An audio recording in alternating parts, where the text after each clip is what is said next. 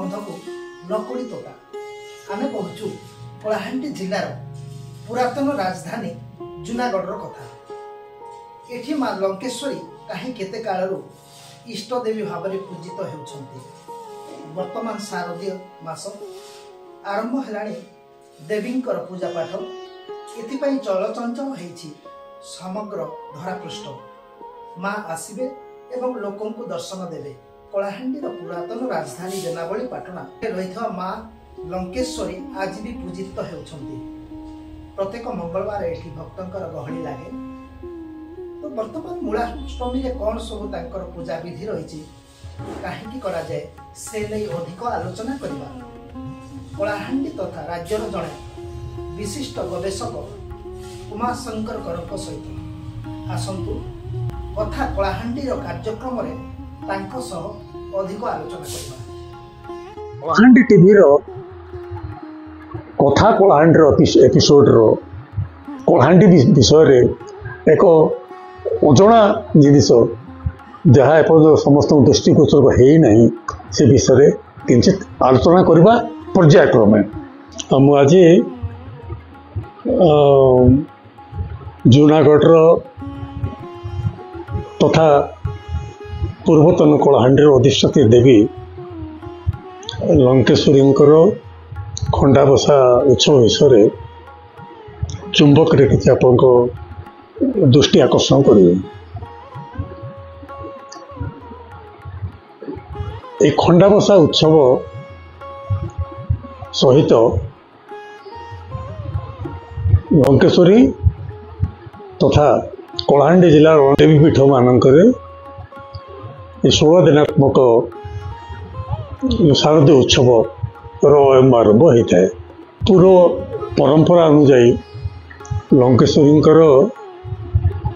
खंडा तथा बुढ़ारजा खंडा ये उभय खंडा को खंडाबसा उत्सव काल में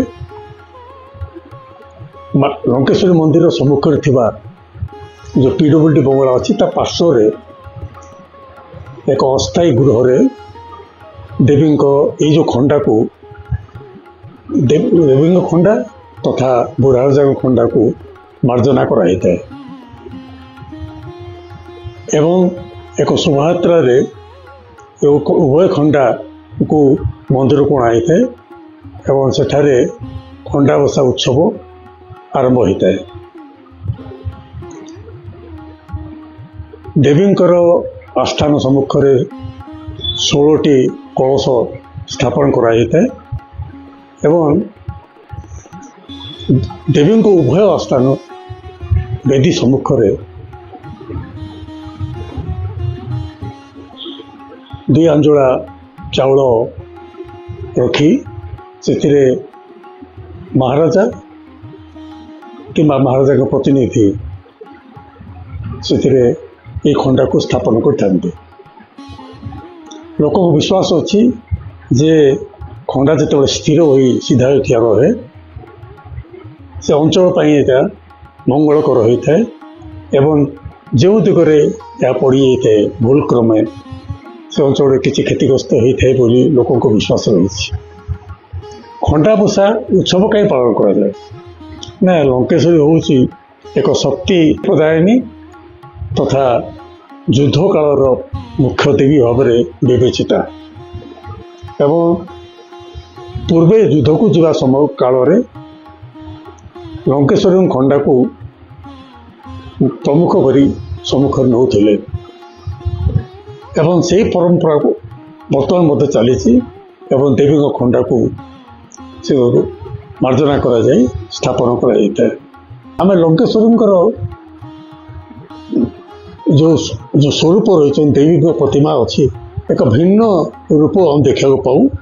एक वज्रप्रायंक भंगी रे देवी उपवेशन कर पद्मासन एवं आम देवी हूँ चतुर्भुजा एवं से बाम हस्त शंख और डाण हस्त चक्र धारण कर